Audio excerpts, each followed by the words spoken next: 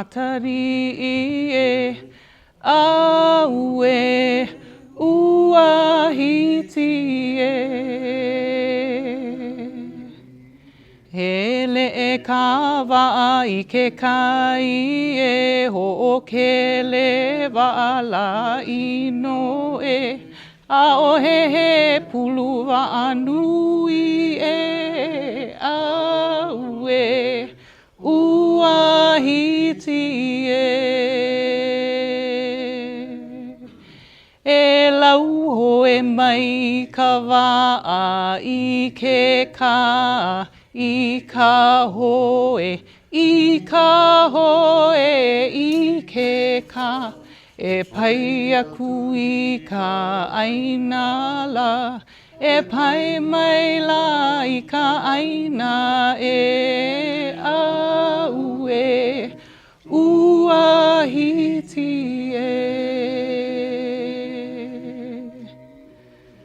aue uahiti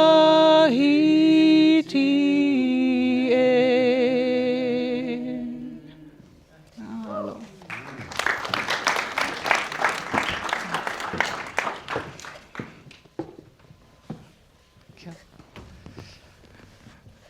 Is this thing on? This thing is on. You got this, girl. Yeah. Yeah. Oh, yeah. Aloha kākou. I was born and raised in Waimea. It's a little different growing up than anywhere else. It gets cold here. Waimea is known for a specific type of rain that blows sideways. It stings and makes your face numb. But it never bothered us kids playing outside. When I was 10, I remember being with my dad at night in the old Parker Ranch Quonset hut, the wind blowing, in the rain coming in sideways, and all the fathers of us kids working after work, building a canoe. Those guys, they were called the cowboy crew. They were Waimea cowboys building a Hawaiian voyaging canoe, makali'i, on Parker Ranch land. And during those cold, dark nights, I witnessed dedication and kuleana to our people and our culture. The birth of makali'i was a huge moment for our community and our families. My dad was a part of that crew, and he doesn't have any sons that I know about. So I was training as his daughter and his son since birth. He taught me how to be tough, how to handle the weather when it comes in sideways. So when makali'i was ready, it was time to prepare for the voyage. One day, as a 10-year-old girl, I come home from school and I get to the front door of our house, and there's truckloads of Spam and Hilo soda crackers and Saimin up the walls. And I peeked my head in and I was like, "Whoa, Tat, who's coming for dinner?" And he laughed and he said, "The halau." But they're not coming to eat, they're coming to pack. And my dad was the quartermaster of the maiden voyage of makali'i. He planned all the meals for 30-day voyage. He hustled up donations and got everything he needed to survive on a Pacific Ocean voyage crossing to Tahiti for the first time. Being the cook and quartermaster required a lot of energy, creativity, and planning to feed 15 people. This Waimea cowboy crew wasn't little. And cooking meals on a 2-burner stove with no shelter in the middle of the open ocean, with no refrigeration, no sink, no countertop, all the things that you have in your kitchen at home didn't exist, and it's not easy. He designed a specific galley box to put on the deck to make it all work. So I get into the living room, right, and I squeeze my way between the boxes, and he tells me, grab the bucket, put five scoops of rice inside, and then 10 eggs, and then 5 more scoops of rice, and then 10 more eggs, and then keep going until it's to the top, and then weigh it and label it with this blue tape. And he throws me the tape and the Sharpie, and he's like, okay, that's breakfast for 5 days, and eggs that won't catch cracks when we're catching cracks. What you think? Pretty good, huh? That cowboy crew made it to Tahiti and back. Never had a cracked egg, but maybe a few extra pounds from eating well.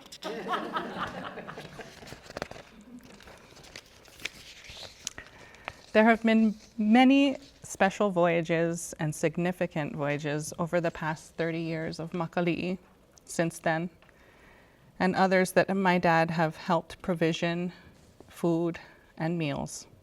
And I have been lucky enough to be by his side each time, packing those day boxes. A most recent voyage to Mokumanamana, Hanauna Ola, meaning sustaining generations through voyaging, was a voyage that I had an honor to be a crew member on. Our course was set by Shorty Bertelman to sail to Mokumanamana. He trained intensively with crew, especially Pualani Maialua Lincoln, to navigate to this protected area of this marine national monument, Papahanau Mokuakea.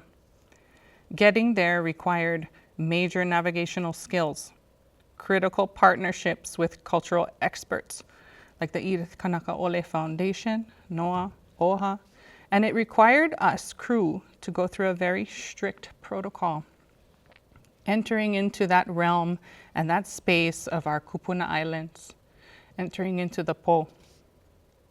We're very special, Makali'i. We have 2 Po navigators, Shorty Bertelman and Chad Paishan. And after returning from Malamahonua worldwide voyage aboard Hokulea, which was a 3-year voyage around the world to share the message of how to care for the earth, Chad came back to our island and to our community to ask a simple question for this next voyage. If our kupuna were able to voyage and sustain themselves, then is it possible for us now to provision 1 canoe for 1 voyage, for this voyage? And there was only one answer for him, yes. Keala, Kahuanui, and Chad really got everyone on board with this huge undertaking. Chad had made the challenge, and through the process of over 3 years, it taught our community that we can feed ourselves. We can provision our ohana at home. We can provision a canoe. So I'm in my 30s, right? I come home from school where I work now. I'm not going to school. But my dad has truckloads of tomatoes in the living room. And I'm thinking, thank goodness it's not Spam and rice. But shoots, this is going to be a lot of work. He tells me, oh, Auntie Tony and Uncle Alex grew these tomatoes from their homestead farm. This is a gift for the voyage. And there was overwhelming support and abundance from the community when representatives from Hilo and Kona and Kohala and Hamakua, the whole island, came together. We spent hours over a pot stirring those beautiful purple heirloom tomatoes into a sweet ketchup that everyone loved, especially Auntie Patty Ann. She was so happy about it. Every gathering after she first tasted it, I can still hear her voice telling me, bring the ketchup. That voyage built on the voyaging legacy and our community and brought us closer to the sources of life and our food. For the first time in over 100 years or more, the voyaging canoe Makali'i, our traditional voyaging canoe, was successfully navigated and arrived at our Kupuna Islands, and we were completely provisioned from our island. Every single meal. It nourished our minds, our bodies, and our spirits in a whole different way. We all felt the weather in a different way. We all felt the connection to the universe. It was multidimensional. It like super boosted the mana that was around us, and it was also in the food. Our vibration was heightened by the chants and protocols, and we were in tune with our environment. We all considered the food spiritual, from the planting to the consumption. We were connected, and we understood how we would be able to sustain generations through voyaging. On the island of Mokumanamana, I sat looking out towards the horizon. We all had our own panana to be at, and a bird came down and sat next to me.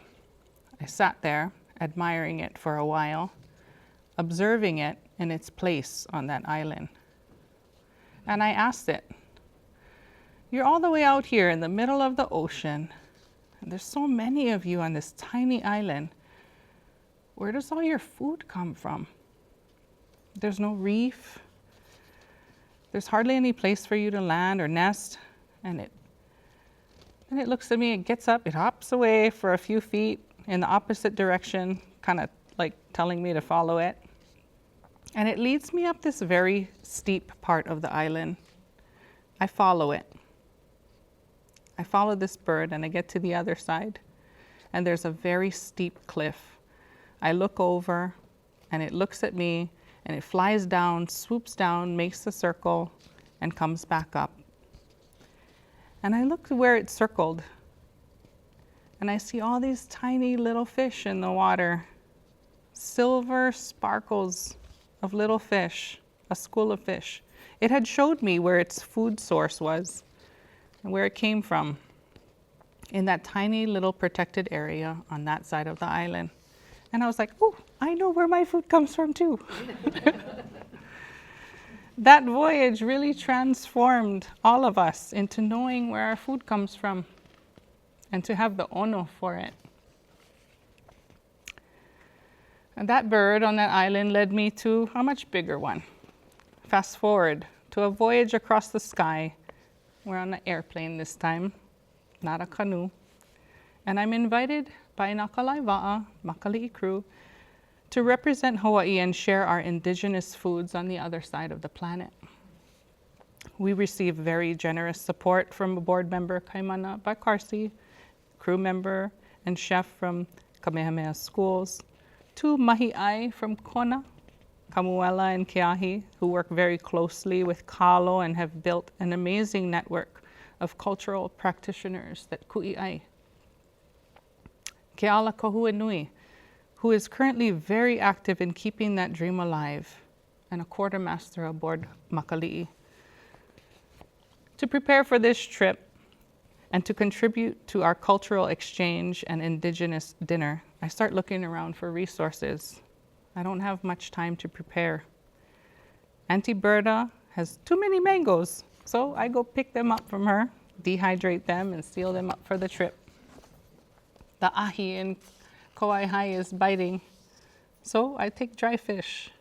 We make inamona and Dad's special salt seasoning. Keala freeze dries luau, and Kamuela and Keahi pack haloa in their suitcase, and a papa and a pohaku, and we are going to Italy. We land, and Italy is gorgeous. The coffee, the wine, the pizza. Buongiorno. Oh my gosh, what happened to my palate? My mind is blowing at how good this $5 pasta tastes on the side of the street. But refocus, Chelsey. We're there for Terra Madre and to connect with the International Slow Food Network. Terra Madre is a global network and a conference by Slow Food that promotes sustainable and ethical food production.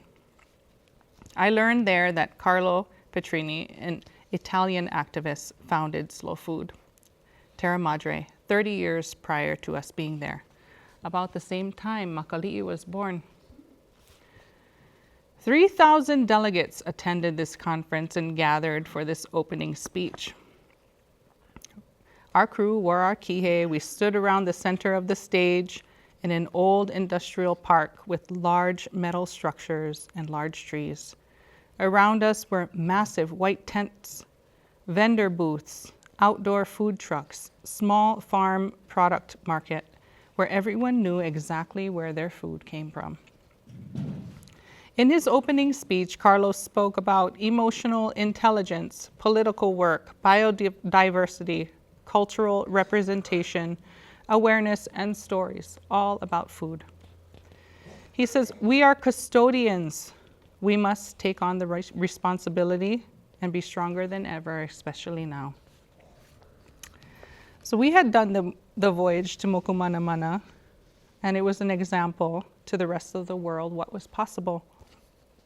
As a crew, we navigated through the city.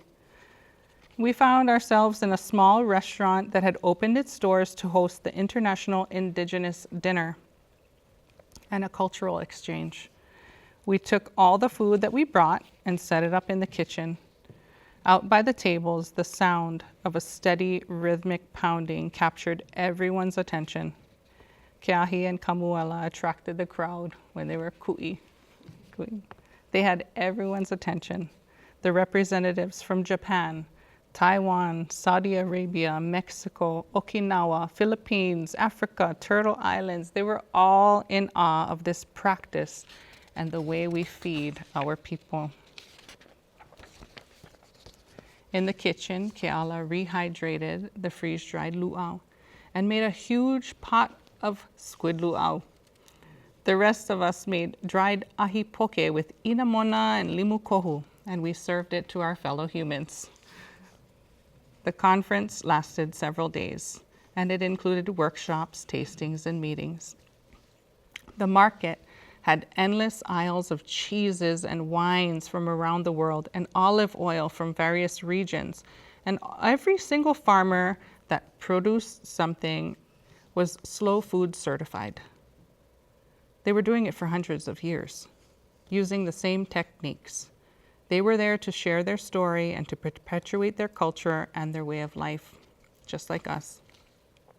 But oh my goodness, the challenges we all face. In the meetings, there was time to consider our adversity, our trials, our tribulations, and learn how to strengthen each other and build capacity and support, all while being surrounded by food. So we returned home, bellies full, suitcases filled with balsamic vinegar and oil and pasta. We all tasted and experienced so much. Now we know what grows worldwide and what tastes worldwide. It's easy to import when we need, but we also came back with an understanding of the importance of food sovereignty. As a crew and as a family, we think about what we can do, what we can grow, or what we can make. My dad got some chickens. We have fruit trees. We pick our luau and lettuce from the yard, and we maintain that mindset. He still has a can of Spam in the back of the pantry, but it's expired, and we haven't needed to eat it yet. But food sovereignty is provisioning the canoe. It's sharing that with the world, and it's a reflection of our ono, a reflection of the seasons. It starts at home with a mindset, growing what you eat, knowing that healthy food comes from the land, and it comes from the efforts of the people that grow it and prepare it. It comes from the ike and the practices that are involved in cultivating and keeping our environment healthy. It's our source of life, and when we are all in it together, on course, oya. That's it. I'm Chelsey Dickson, and I'm from Hawai'i.